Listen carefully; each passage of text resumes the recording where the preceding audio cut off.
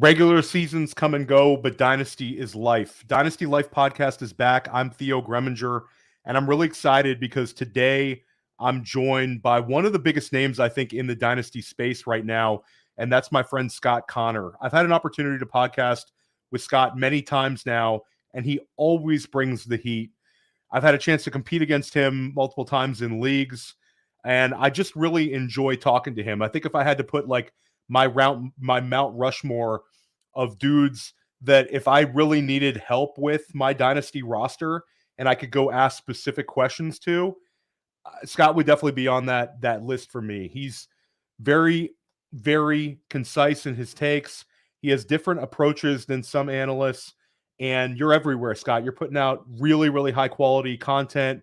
The stuff you're doing with Destination Devy, Dynasty Trades in 5 is just one of the best Dynasty shows out there. You're crushing it, man. Why don't you let everybody know where they can find your work and what you have going on right now? Well, right back at you, Theo. We've podcasted many, many times on numerous shows over the years, so always good chopping it up with you. Congrats on the new show. I mean, you're doing so much, and I think you probably do even more behind the scenes that people don't even know about. But you can find me at Destination Devy. That's where all my specific content is. Podcasting, I do Destination Dynasty, which is our flagship Dynasty show once a week. Just started a new series on the YouTube channel called Dynasty Portfolio Weekly. And if you like quick hit content, 10, 15 minutes, it's literally going through like something I'm trying to achieve in my own portfolio. Run all the content over there. So anything you see on the website, podcast feed, YouTube, I'm usually the ones behind the scenes kind of managing it and getting it so that it's on track. And then Trades in 5. Trades in 5, we do a couple shows a week. Myself and Shane, we do Manic and Chill once a week, which is just Shane and I mostly just BSing about a topic. And then we do our obviously live streams every Tuesday night from 8:30 to 10. So that's where you find me. Trades in 5. Destination Devy, and then, places like this every once in a while. So appreciate you having me, bro. No, anytime. And on Dynasty Life, I don't want to sound like every single other Dynasty show. I really like to try to get into the deep Dynasty strategy. I want to try to identify edges for players. It's really fun for me and you to sit here and just kind of, where should we rank Jahmyr Gibbs in Dynasty? Like pretty high. That's not the content I'm going for here. But I think it's really interesting with you is anybody who's listened to your content over the years, you're a little bit different with it because you're a portfolio player. And maybe you want to explain to people kind of what that is and what are the advantages and disadvantages of being a portfolio player, Scott. And I think that maybe give them if you're comfortable, give your total count of leagues this year and kind of the ways you're able to manage a vast number of Dynasty leagues and rosters. Yeah, so it's a big question, but I'll try to tackle it as quick as I can, just because I think there's a lot of nuance we could get into. We could do an entire episode talking portfolio. So if you want to hear more about that Portfolio Weekly show that I put out, it's going to touch more on it. For me, I'm in 53 leagues this year, ranging from buy-ins of $50 to $3,000. They're all over the map. I think the first thing, and maybe some people disagree with this, is I really don't treat them that different. Now, do I know, and I'm sure you know, where the big money leagues are, the big money decisions that you have to make, the couple teams you're tracking going, man, if this goes my way, I'm going to win $7,000 this weekend or whatever, But largely, I treat them all as a stock portfolio. Now, you have some stocks that are worth, $1,000 and some are worth $50. But the idea and the reason why I think portfolio playing is beneficial is 2 reasons. One, you are able to leverage a lot of the variance that exists in fantasy football that you can never remove. I don't care how much data you have, how much film you watch, how much content you consume. You can have access to even the players. There's a level of access that we don't even have, right?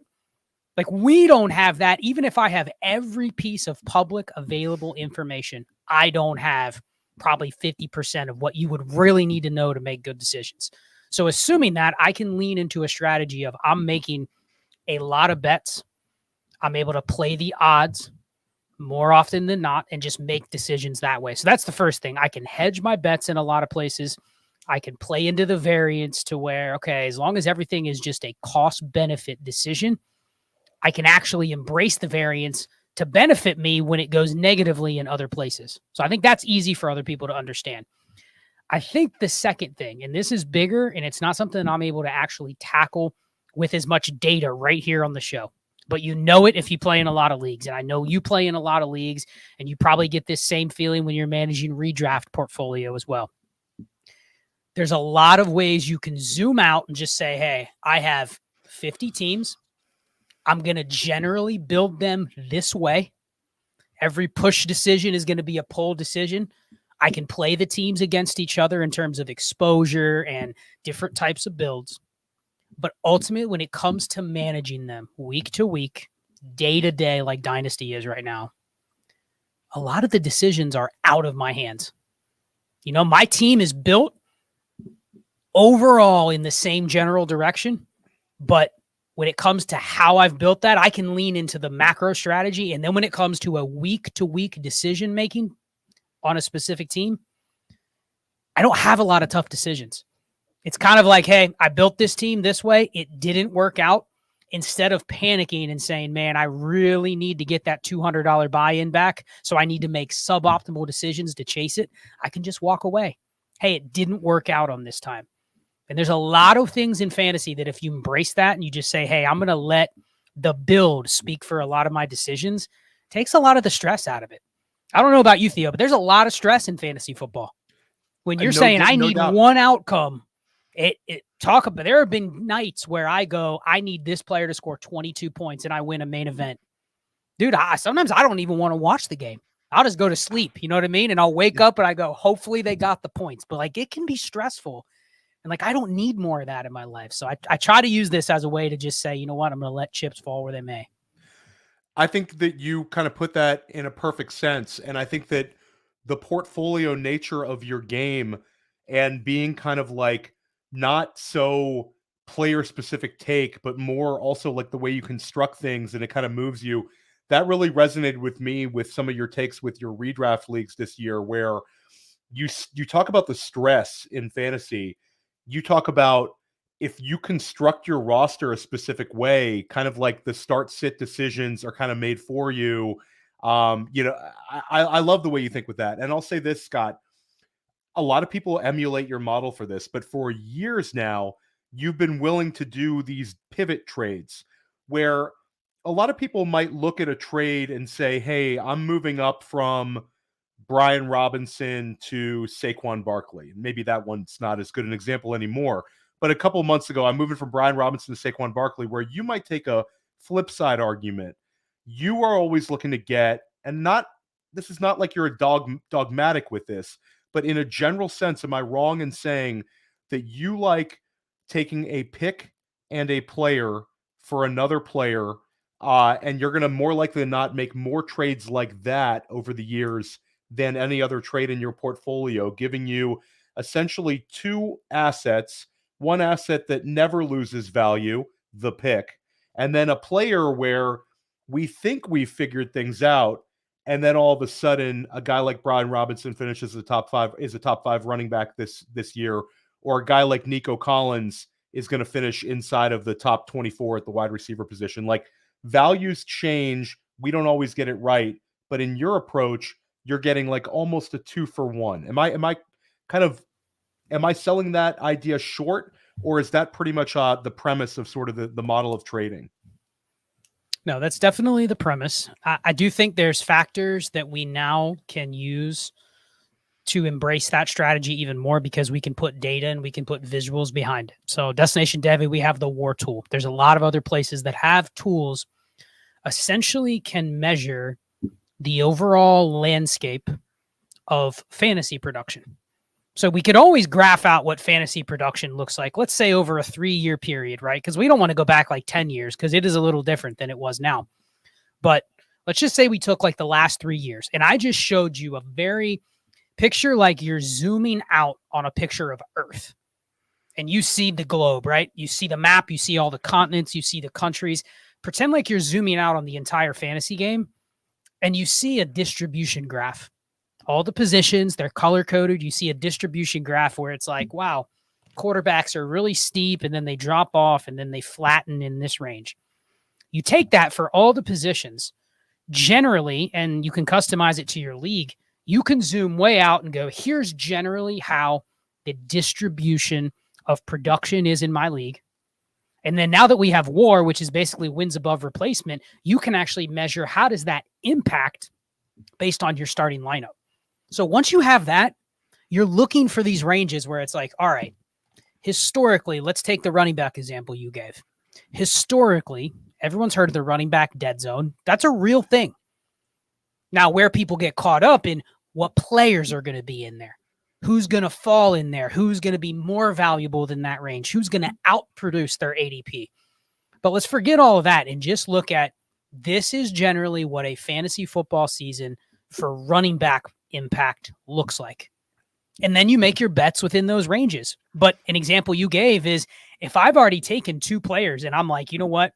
I think they're going to fall in that flat dead range.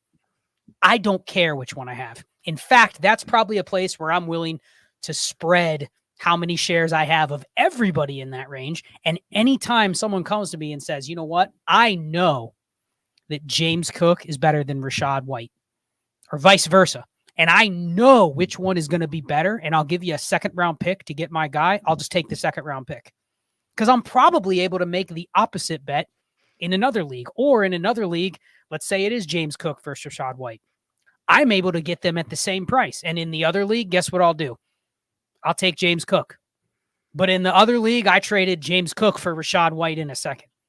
So I got a piece of each one across my portfolio, but I also netted a free second-round pick.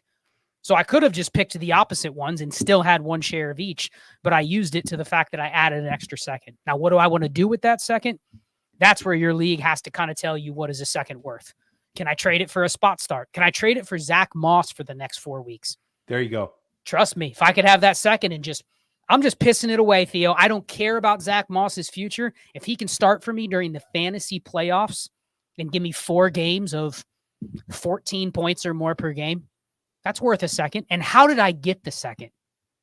By just making a 60-40 bet or a 40-60 bet on players in the same tier. You go back and look at some of the deals you made in there, you go, damn, I actually ended up with the better player and the second, and I bought Zach Moss, and I won, and I literally lost nothing except for I let somebody else pick the player that they wanted. So in a nutshell, that is accumulating value in flat ranges, and you can use WAR to look at that. That's the best use of it, in my opinion. Yeah, no, I love it. And I play in a lot of high stakes leagues, and I play against a lot of very good players like yourself. And I make some money in this thing too. But I'll say that your 60-40 theory has resonated with me over the years. And I'll say, like, Scott, you're like low key, like you're an influencer of a lot of people in Dynasty. I think the 60-40 thing, a lot of people are selling the same logic that you've been doing for years here. And I think that you really have made a big impact in the space. And I would love to talk about Dynasty startup stuff, but we're way too deep in it. We're in week 13, so I can't really we'll do that, save that one for the offseason. But I think you've got a lot of game theory, and Shane and Clay and Ray, all the guys you're doing work with, they also have some fantastic thoughts on this sort of stuff as well. Highly recommend you check out Scott's work with those guys too. But I'll say this, like the other day, I have a FFPC league, and I end up trading De'Von Achane, I traded Breece Hall and a third to get De'Von Achane, a first and a second. And that's just like, that's like 60-40 with like a little bit something on top. Is that a pivot trade that you would be advising for? I mean, that seems like textbook Scott Connor. Yeah, and especially in today's market where, like we were just talking about this earlier in the DD Discord, and it's pretty much been a theme, and I think it's starting to resonate. And correct me if I'm wrong, but a lot more people are looking at running backs in a very short window. Meaning, like, even Breece Hall could go on and have a great career, but even a guy like Breece Hall or Jonathan Taylor, when you approach somebody with one of those guys in Dynasty today, last couple weeks of the season, right? They would be lying if they said there was not part of what they are valuing those players at for what's going on with them right now. Jamar Chase, yeah, Garrett Wilson, people are willing to forgive that and go, I'll go on to next year. If I can get one of those guys, it's not just that their production probably bounces back. But the market will be fine on those guys as soon as the season hits, right? Soon as the season ends, those guys are going to be right back up to where they were. Whereas the running back, people have, especially when you get a manager that a year ago would have not made that deal with you because it's Breece Hall. Yeah. But then they win and they go, damn, I won with Kyron Williams and Jerome Ford. Did I really need Breece Hall? That doesn't mean they don't want to have exposure to those guys, but the obsession with having to tier up to get the next Bijan or to get Breece Hall, or I just got to have Jonathan Taylor when he's injured again. I think that's waning. So the deal you made, honestly, if I have to put Breece Hall or De'Von Achane in a lineup for the rest of the year, hell, maybe the next year after this, I think it's a coin flip game to game. Who's better? And you netted a first and a second on top of it, and who knows what that's going to be. But I don't even look at that as, Theo, who are you going to pick with those picks? Who cares? That is money that is in your bank now that you never know what deal can come up in 3 months. And you go, damn, I added a first, and now I got this. Then you look back and you're like, that is an awesome deal. And it wasn't one deal. It was 2 deals. And it took some time in between. But, man, you're probably feeling good because is that a contending team? No, I am not contending with that team. That's a rebuild team anyway. So if it was contending, would you have still made the deal? I think I would, and I think that's right. also something I want to run by you because, and I wish I could give credit to this person who I saw on Twitter making this statement, but I completely agree with it, and not trying to steal somebody else's idea here, but the whole idea notion of dynasty is trading away older players when you're in a rebuild mode to get younger or to get picks. That whole notion to me is something where I completely agree with this person that's something we should be looking to do even when we're contenders, because a lot of times these older players will break down this time of year, and it's the same time that we see these younger players taking big steps forward. And certainly, if you talk about it from a stock portfolio, I don't say to myself, I want to make all my money this year. I'm not really worried about, how my portfolio is going to look in 18 months. If you're doing Dynasty right, I'm always kind of continuing to accumulate picks, and I'm always trying to make my roster younger. And I'll put younger with a caveat. Ascending players, like guys with kind of unknown upside, I think go into that younger box. Would you agree with that we should be a little less concerned about the situation of the moment when it comes to most players in the decisions we make with these sort of trades? Yeah, so this is funny you brought this topic up because I ran an experiment 2 weeks ago when I just pulled a random sample of 20 leagues that I have. So I literally just picked a group of leagues on my list. And I went and I looked, okay, I picked 3 players, Tyreek Hill, Christian McCaffrey, Stephon Diggs. So of those 20 leagues, what place was the team on that had those 3 players? And what percentage? So that would be 60 shares of the 3 players across 20 leagues, right? Because there's one in each one, right? Of what percentage of those 60, Theo, were on teams where they were already in the top 3 or top 2 of the league? McCaffrey, Diggs, and Tyreek Hill. I'm at a loss here, Scott. Let us know. So, I thought it would be at 80, 85%. It was over 90%, meaning those teams already had those difference-making players. In fact, they're the reason the teams were probably at the top of the standings, or a big reason that they were. So it's weird that you say, okay, rarely do you find the quote-unquote high-impact players that I'm talking about from a war perspective. Who's at the top of the graph? Rarely in week 11 do you look up and you go, damn, that Christian McCaffrey, he's on a 3-7 team. He's probably not. So what you end up with is if you end up with this market where a lot of the, I don't want to say not difference-making players, but a lot of the players that could help you if you're willing to take the gamble end up on some of these middling teams. So your Zach Mosses, your Jerome Fords, they may be hanging out on a 6-6 team right now. And that's the team that goes, you know what? I lost the last 2 weeks. Sorry, Zach Moss isn't going to help me. I'm willing to sell him now.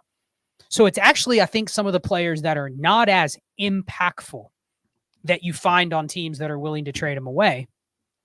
But I think the real savvy dynasty move is if I can go to a contending team, Theo, And I look at my roster and I go, damn, this team's good, but it's got Mike Evans, Keenan Allen, and Stephon Diggs on it. Now, all three of those guys are going to help me win. But do I need all three to win? Probably what I need is at least one of them to smash the rest of the year. I probably need at least one of the others to have at least one big game before the finals. But I don't need all three to average 20 points per game.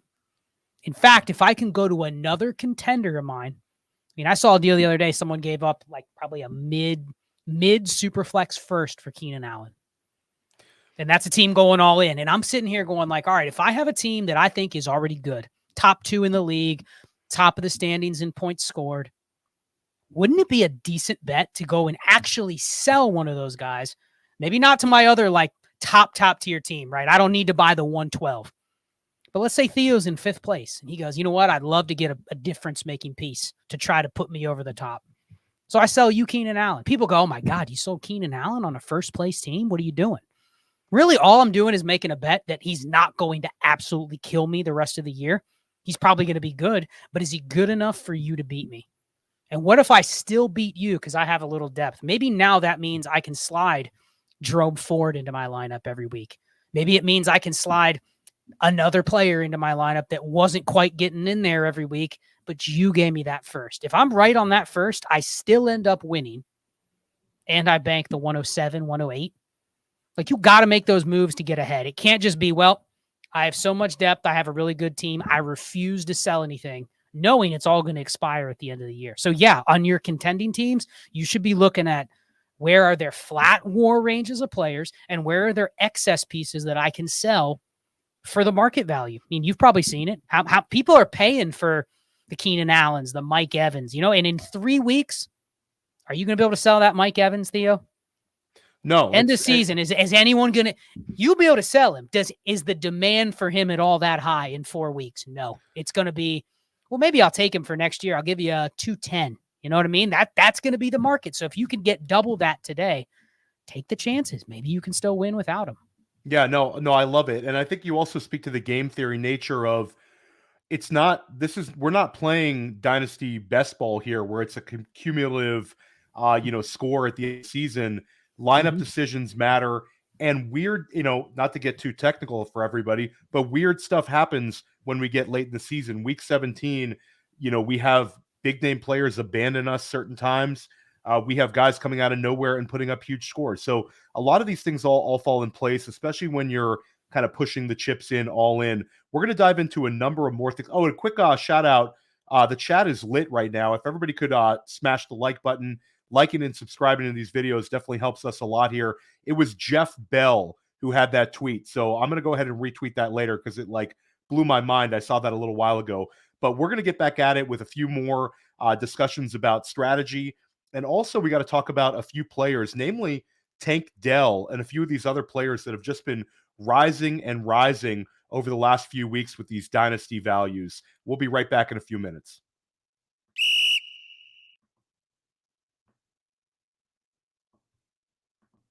This episode brought to you by Mojo. Mojo is that player stock market. We love Mojo because we like making lifetime bets on players. You run out the clock on these guys. Mojo just rolled out a brand new fantasy platform. That's right. So now you can build a portfolio of player props. Oh, Jamar Chase, over 77.5. Oh, Kadarius Toney, under 15.5. Whatever the under is on Kadarius Toney, doesn't matter. You can just stack up the props in your portfolio. And the beauty is, once the Sunday games kick off, it's not over. It's not over until it's over with Mojo, because once those games kick off, you can then move in and out of positions. Let's say that you're well ahead of expectations. You can cash out. Let's say you're behind expectations. You're underwater. Well, you can double down. That's what makes Mojo so special, why they're different. Check it out. Go to the App Store, get the Mojo app, and use the promo code UNDERWORLD. The promo code UNDERWORLD gets you a 100% deposit match up to $100. So the promo code is UNDERWORLD, and they will match your deposit dollar for dollar. Go to Mojo, start building your portfolio, and then during the games, you can be a fantasy day trader. Woo. Welcome back to Dynasty Life. I am Theo Gremminger, joined by Scott Connor. of Destination Devy and Dynasty Trades in 5. Scott, one question I ask everybody on First Class Fantasy press coverage and here on Dynasty Life is, what player has been the biggest positive surprise for you this season? And I like guests to try to exclude Puka Nacua here. And I'll say this, when I ask people this on press coverage and First Class Fantasy, we get a number of answers, but it doesn't really resonate. But if I make the wrong decision in a dynasty startup or the wrong decision in a dynasty rookie draft, it can really hold a lot of significant weight for kind of years to come and seasons to come. Who was a guy that really has been a positive surprise for you in your evaluation process? Man, when you put this on the show sheet, I was sitting here thinking there's so many names you could mention. There's quarterbacks you could throw out: Brock Purdy, CJ Stroud, Dak Prescott. But I think that was similar last year. We saw quarterbacks come from that kind of like QB2 range to finish as QB1s last season. Different names, obviously, but you see that. I think we're going to start seeing that more as a trend, to where QB scoring is really starting to flatten off after the top couple. And if you're right in that range at the cheapest price, I think that's going to be a bet that you can win consistently every year. Just don't ask me, because I don't always know which quarterbacks there's going to be. So I think the biggest one, I already mentioned him earlier, got to be Kyren Williams. It's got to be. It's got to be the guy where, and I think this is maybe because almost all of my teams take the hero running back, any running back on a 53 approach. The biggest thing with Kyren Williams is you needed to set your team up to where you had him in your lineup. I had numerous high stakes teams where I built that way. He wasn't the only one, so I'm not going to sit here and be like, oh yeah, I had so much Kyren Williams, but he was one of maybe 6 running backs where I was like, you know what, he's a guy that's not being priced as a next man up running back, yet he clearly was coming into the year. And it was a team that everyone lowered all their running backs anyway, because they thought it was going to be a god-awful team, and it didn't end up being. And then, things break his way, and boom, he's somebody that you can start every week. But Theo, I had numerous teams where Kyren Williams was in my week 1 lineup.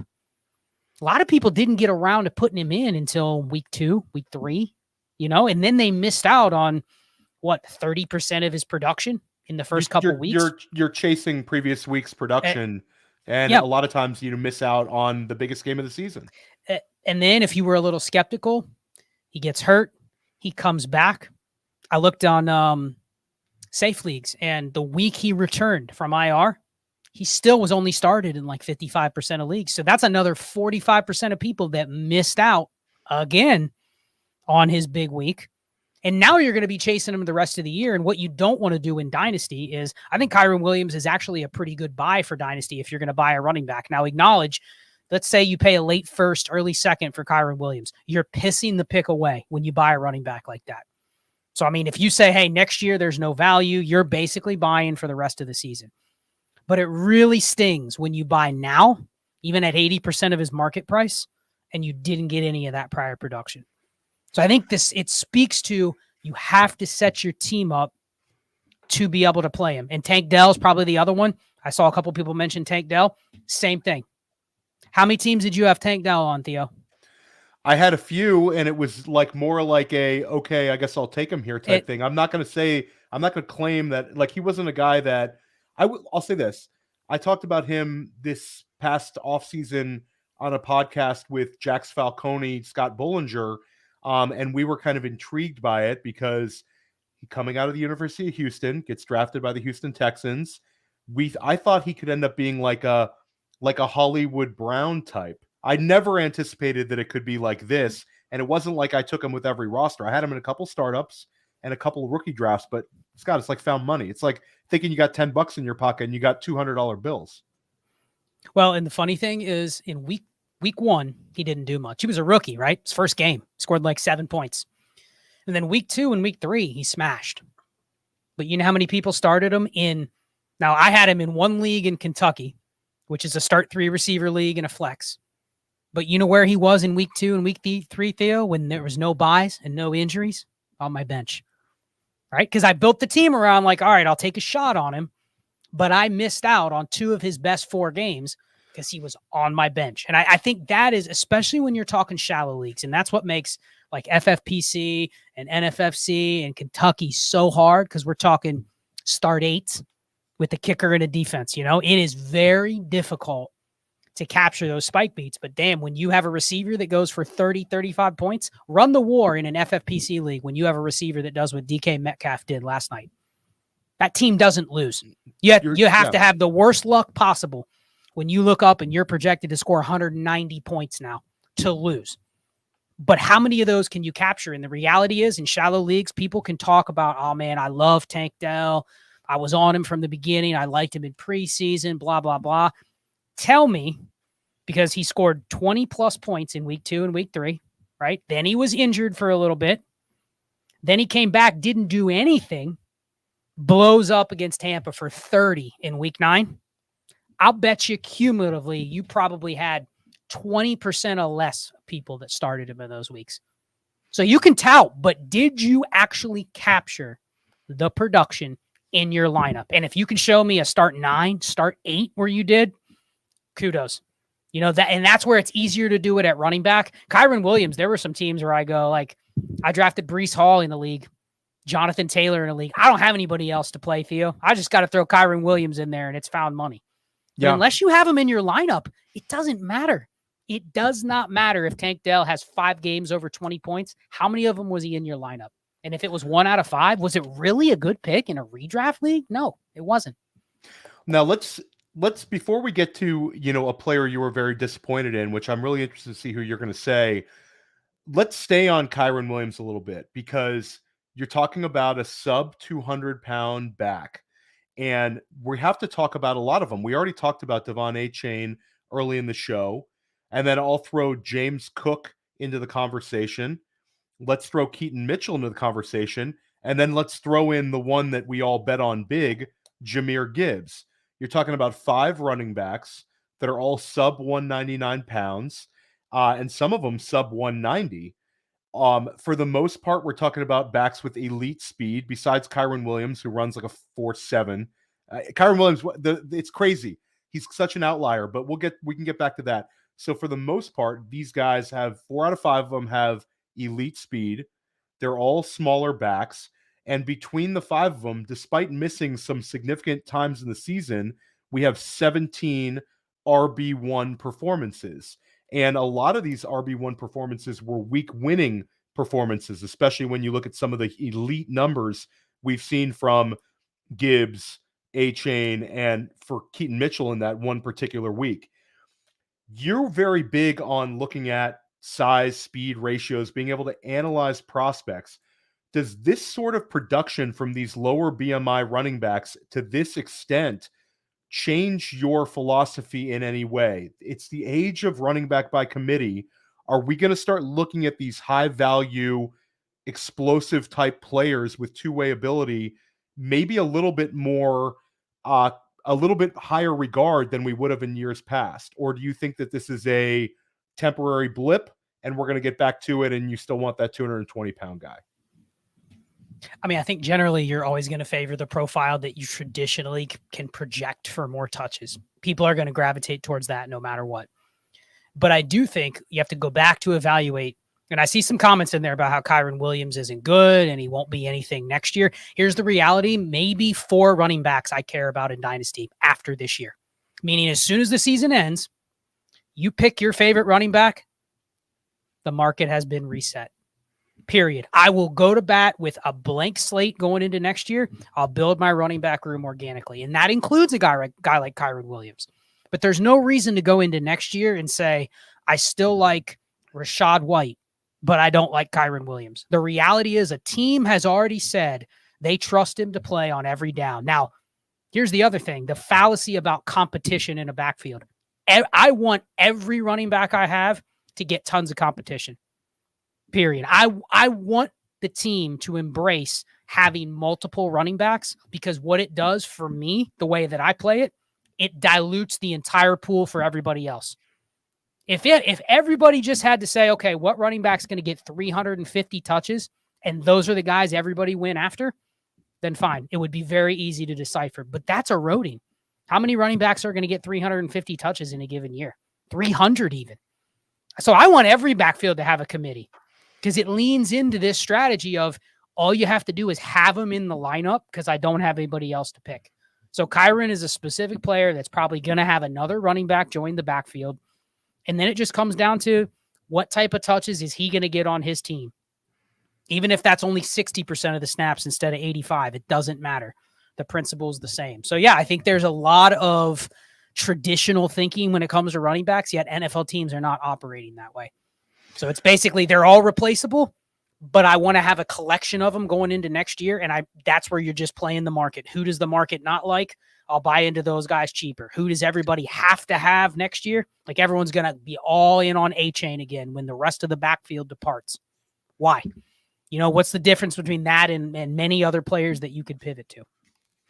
I love it. And I think that it's a very interesting take where the fact that the bell cow is dying in terms of like the guy who's getting the incredible touch share in the season, that player becomes more expensive. And then the other group of running backs all become less expensive. So instead of necessarily having a Bijan Robinson focused team, you can end up with 6 potential backs that might be top, 18, top 20 backs on your roster. And with attrition at the position, you might be in better shape. It's a difficult kind of pill to swallow because I think we're so programmed, over the years that we need that Todd Gurley. We need that guy to really crush our fantasy leagues. But I really think that you're onto something and the league is changing. Quick question here. With a little pushback in the chat, let's stay on Rachaad White for just very, very briefly, Scott, because this is a guy that a lot of people thought was going to lose all this value. He's up to running back 6 on the season. Do you think this is a testament to Rachaad White's ability, or do you think it's really a player that's maximized his situation, caught a number of passes, seen the volume as a runner, and he sort of accumulated these stats? Because I'm somewhere in between. Like Rachaad White's a guy that we were way ahead of at PlayerProfiler, took some heat, and now we look smart because he's running back 6. But there's still people that, despite 50 catches as a rookie and top 6 production right now, still think that he's just not very good. Where are you at on Rachaad White? I think it's a multifactorial answer, but with Rachaad White specifically, I think it's just a perfect storm. He's really not that good of a running back if you look at a lot of his efficiency numbers, but you know what? He's in a role where it's a perfect storm of it's a better offense than we thought. It's an offense that throws to the running back more than people probably projected. And the reality is nobody else in his backfield is any good. Now, does that mean it is translatable when the season ends, or could another Rachaad White show up in Tampa Bay? And then you're like, okay, well, Rachaad White is good, but now there's this other guy. And that doesn't change his profile. He's still going to be the same guy that he was. But short term, and maybe that's the same with Kyren Williams, that the team has found something that works. And I think the other assumption, it's fair to be made that with a guy like Kyren Williams or Rachaad White, like those guys weren't high draft picks either. Teams probably don't plan on paying them much. Like as long as the coach has shown that they are willing to just let them have as much work as they can get, why not embrace that for the short term? But I think the fallacy is, well, Rachaad White had 325 opportunities this year. He's shown he can do it, which means it's just going to happen again next year. I don't think you can look at it. I think it's year to year. I think what we need to do a better job of, Theo, is when we see a running back in one given week, and there's a lot of people out there that cover this data week to week. If you see a random player next year in week 2 that you go, wow, that guy had 88% of the running back snaps and 26 of the 30 running back touches, like file that away as somebody to maybe take a calculated shot on. Even if it goes back to dry the next week, that's where you find the next Kyren Williams. Because what happened when Kyren Williams went out and played every snap right at the beginning of the year? No one bought into it, right? It was a fluke. Someone else is coming down the road. Zach Evans is going to come in and eat into his work. They're going to sign this guy. They're going to sign that guy. But it really wasn't true. The team was like, you know what? We trust him in this role, and maybe it continues. So I think we got to keep an eye on that because those situations hit us. And then what you make a mistake on is next year you go, well, here's going to be the analysis. Let's say Kyren Williams ends the year and he gets injured. Let's just, God forbid, he tears an ACL, right? The Rams will probably bring in another running back, correct? Yeah, and the they have assumption to. will be, well, they draft Blake Corum, so they're going to treat him like Kyron Williams because look what they did with Kyron Williams next year. But what if they don't? You can't just say, oh, the coach did it, so the next guy's going to do the same thing. Like they're micro seasons within a season where you kind of have to latch onto it, and when it's over, it's over. I don't think you can just project it forward to the next year. We're not good enough at doing that. I love it. I love it. Let's quickly rank these guys, though, because in the chat, you mentioned 4, and I don't know if that was 4 in the royal sense or 4 in just like, hey, there's 4 running backs I like. But I want you to rank these guys. So can we agree right now that the top 2 running backs in Dynasty are Bijan Robinson and Jahmyr Gibbs, or do we need to talk about that? Nope. Those are 2 of the 4. Yep. We're in the clear there. So let's rank these guys for Dynasty startups next year. I'm going to give 5 names: Jonathan Taylor, Breece Hall, Travis Etienne, De'Von Achane, Christian McCaffrey. Now, first of all, is there another player you'd want to throw in the mix of those 5 in discussion for this like tier below these rookies that we see insulated value and talent? CMC, I mentioned. Somebody in the chat said CMC in there, but yeah, CMC's in this mix. So I'll say it again: Taylor, Breece Hall, Etienne, Christian McCaffrey, De'Von Achane. Of those guys, which guy is your running back 3? So I'm never going to give a direct answer on this because I think it depends, but I'll break it down in 2 different ways. If you're ranking, if I'm selecting them purely to go and try to play the market, it's probably Breece Hall, and then it goes like Etienne, Achane, and then it's probably McCaffrey and Jonathan Taylor to round out the back half. That's assuming, and this is a big assumption, that because I've seen people do this in a startup, they'll take Breece Hall in the second round of the startup, and they think they have a second round asset, right? But then anything goes wrong, what are you going to happen with a running back? It's not even that you don't have a second round asset. I think everybody in your league would go, oh, damn, that sucks. Breece Hall's out for a month. He's still worth what he's worth. You can't go liquidate what he's worth, though. You can't go and convert that to something else. So the bet you made on Breece Hall is Breece Hall. So if I'm stuck with the asset, it's either A, the cheapest, but B, if I'm stuck with the asset and I have to build my team around to try to win, how is it not Christian McCaffrey? Yeah, there you go. Right? Like and Dynasty RB3, it's very similar with Travis Kelce at tight end, at least coming into this year. You almost couldn't put him in the running back rankings because entirely driven by what people want at the time is what his market would be. There were leagues where you couldn't trade Christian McCaffrey for Breece Hall because the team's 1-10 and they have Breece Hall. Why would they do that, right? But then there's a team that would love to get Christian McCaffrey, but you can't get him from him because all you have to offer is Breece Hall. We're both 10-1. I have Breece Hall. You have CMC. Theo, you want to get younger at running back? I'll give you Breece. You give me McCaffrey. You're going to go, man, I don't know if I can do that, man. I want my pile of cash. I'm 10-1, and I got 30 points in the bag. The deal doesn't exist outside of those extreme markets. So in that case, if it's a startup, I'm assuming the market has been completely reset. So why would I draft Christian McCaffrey at RB3? But how do I draft Breece Hall and end up with Christian McCaffrey and some extra assets, and I'm probably the winning team? So that's how you have to analyze it, I think. And I love the way you take this question, because I think a lot of people would simply just rank them, but trade equity and value go into every decision you make. And I think that if you're going to have one takeaway from listening to this podcast or watching us on YouTube, is that should matter. You have basically, I love thinking about this, but you have a dynasty roster where you have your quarterback position covered, your running back position covered, your tight end position covered, your wide receiver position covered, but you have 2 more positions that need to be covered: draft picks and also trade equity. I need to be able to have pieces that I can move that give me flexibility, and if things go south with injuries, I can pivot and move. So I think what Scott said was great. Let's take this over to rookie wide receivers, though. We talked about Tank Dell. Tank Dell's been the man of the moment, and not really the man of the moment. I mean, he's had like 5 games of over 18 points, 4 games over 20 points this season. He's averaging more points per game than Garrett Wilson did as a rookie, Jalen Waddle did as a rookie, Amon-Ra St. Brown did as a rookie. I'm not selling him short by any means. And Puka Nacua is also going to have himself a historical season. So rapid fire without too much nuance. Would you rather have on your dynasty rosters, Puka Nacua or Tank Dell? If I asked you this 6 weeks ago, or asked, a poll on Twitter 6 weeks ago, we would have gotten like 90% Puka. Now I think it's evened out a little bit. Where is Scott Connor at on this question? Yeah, I mean, I'll just say Tank Dell.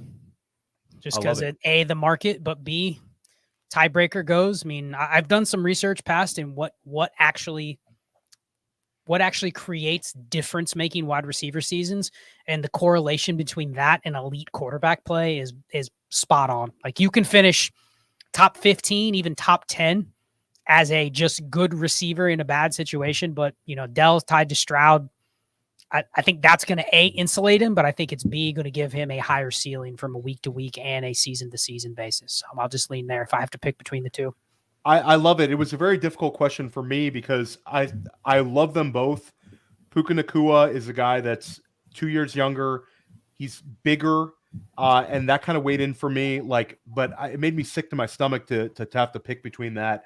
Now, how about when you take those two guys, which are like the found money guys, neither one of them cost you a first or second round rookie pick, versus the guys you put the big draft capital in? Where do Dell and Nacua fall in line with Zay Flowers, Jackson Smith-Njigba, and Jordan Addison? If we basically had to re-rank these rookies and we could roster them from now to eternity, which way are you going with that group of five? So I'll caveat by saying this. The odds that any of these five crack the true difference-making range, which is typically like top 8 or better, is extremely low. But B, all five of them are in that next tier of, think historically of guys like Michael Pittman, DJ Moore, Marquise Brown, like really good wide receiver twos. So they're already pretty much all in the same cluster. So assuming that, who am I going to have more market flexibility with in that range? And let me just say this. If I have 10 teams, I'm going to have at least one of each one of them. So let's just say that. It's not that I'm out on any of them. But you're just trying to forecast, and it'd be cool if everyone in the chat kind of looked at this from who would you rank 1 through 5, not from who you think the best player is. Because I'm basically saying the bet that I'm making, none of them are difference makers. None of them are going to turn into, damn, that's 20 points per game in a given season. They have different profiles. They came from different spots, but I think it's fair to say they're all in the same cluster now. Who do you think is the most flexible, though, Theo?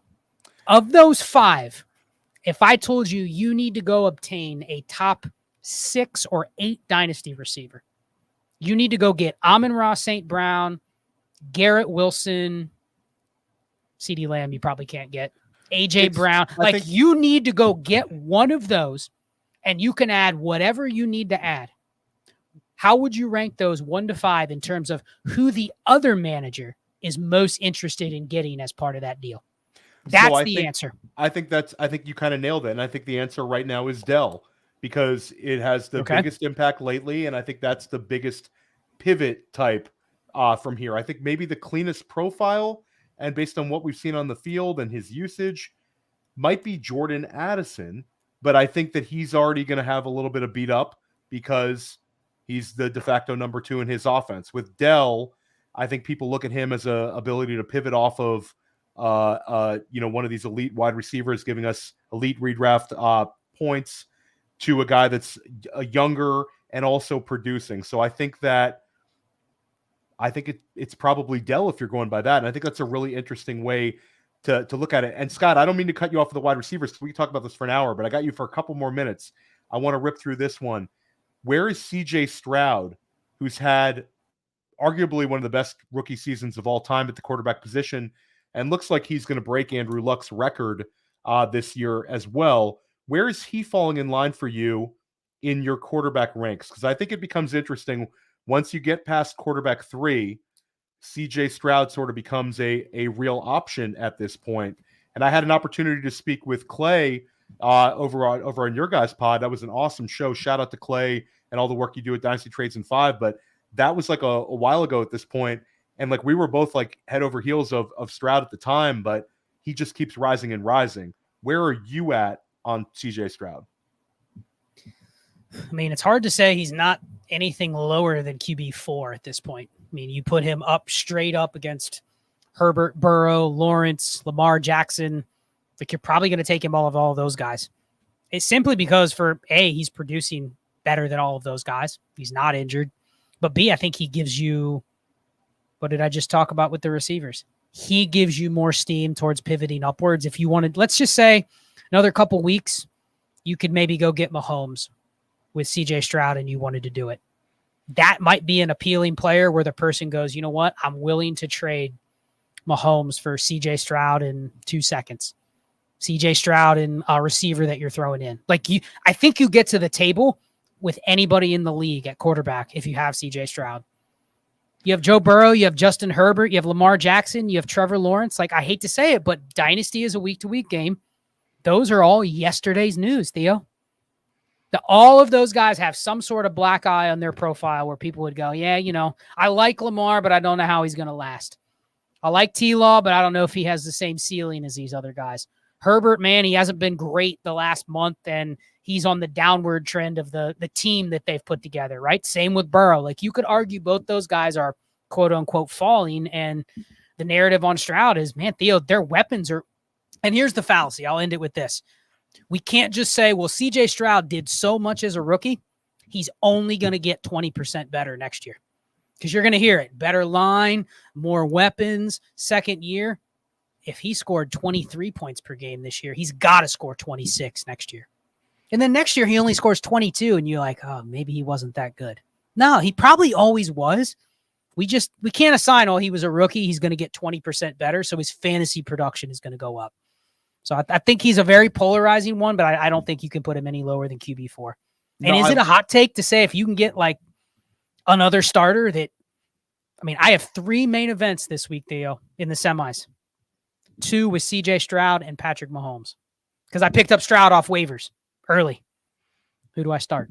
The fact I'm debating that tells me I should be thinking about their dynasty tiers too, right?